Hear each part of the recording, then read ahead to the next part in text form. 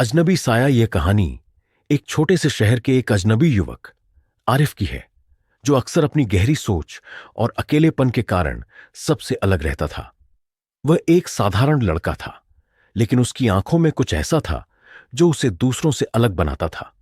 उसकी दुनिया बस किताबों और पुराने किस्सों के बीच सिमटी हुई थी।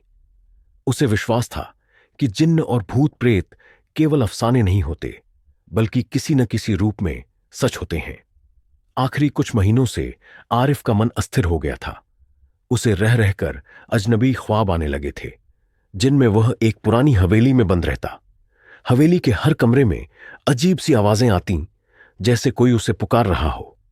वह कभी अपने पिता से इस बारे में बात करता तो वे उसे दिलासा देते कि यह बस उसकी कल्पना है, लेकिन आरिफ को यह महसूस होता कि कुछ तो है जो उसे खींच रहा है। एक रात जब आरिफ सोने जा रहा था, उसके कमरे में एक अजीब सी हवा चलने लगी। दरवाजे पर हल्की खटखट की आवाजें आने लगीं। वह चौंका, लेकिन फिर सोचा कि यह कुछ नहीं हो सकता। फिर अचानक जैसे कोई उसे पुकार रहा हो, आरिफ, आओ, तुम्हारा इंतजार कर रहे हैं हम। आरिफ का दिल जोर जोर से धड़कने लगा। आवाजें उस हवेली से आ रही थीं जो उसने अपने ख्वाबों में देखी थी। वह उठकर खिड़की के पास गया और देखा कि बाहर का आकाश काले बादलों से घिरा हुआ था। कुछ अजीब सा था और उसकी आत्मा में किसी अज्ञात भय का एहसास हो रहा था।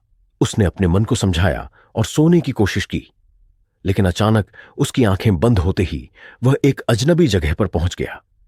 यह वही हवेली थी जो उसे ख्वाबों में दिखती थी। हवेली में एक घना अंधेरा था और चारों ओर एक सर्द हवा चल रही थी।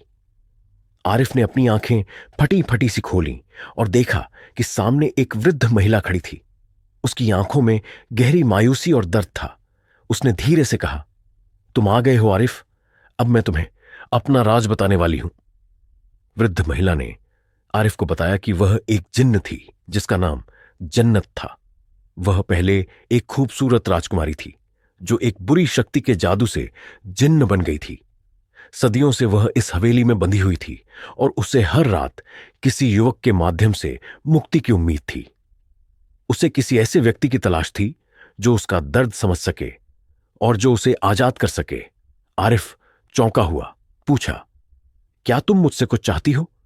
क्या तुम मुझे किसी मुसीबत में डालने वाली हो? जन्नत ने सिर झुकाते हुए कहा, नहीं, मैं तुम्हें केवल यह बताना चाहती हूं कि तुम्हारी आंखों में एक ऐसा दर्द है जिसे मैंने खुद महसूस किया है।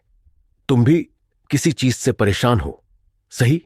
आरिफ चुप रहा, क्योंकि जन्नत की बात सच थी। उसे भी एक गहरी उदासी का सामना करना पड़ रहा था। उसने अपने माता पिता को खो दिया था और एक असहनीय अकेलापन उसके दिल में था। जन्नत ने उसकी आंखों में देखे और कहा, तुम अकेले नहीं हो आरिफ। मैं तुमसे यही कहने आई हूं कि हर दर्द के बाद एक आंतरिक शक्ति जागृत होती है, और जब तुम उसे पहचान लोगे तो तुम न केवल अपना बल्कि दूसरों का भी दर्द कम कर सकोगे। आरिफ की आंखों में आंसू थे, लेकिन उसने धीरे से कहा, मैं तुम्हें मदद नहीं कर सकता, क्योंकि मुझे भी तो खुद ही मदद की जरूरत है। जन्नत की आंखों में आंसू थे, लेकिन उसने एक हल्की सी मुस्कान दी और कहा, तुम्हें खुद को पहचानने का समय चाहिए आरिफ, और जब तुम्हें वह पहचान मिल जाएगी तो तुम जान पाओगे कि तुम्हारी ताकत क्या है।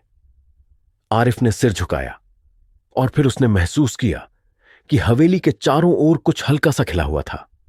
सब कुछ हल्का हो गया था। जन्नत ने उसे अंतिम बार देखा और फिर वह हवेली के अंधेरे में गायब हो गई। आरिफ की आंखें खुली और उसने खुद को अपने कमरे में पाया।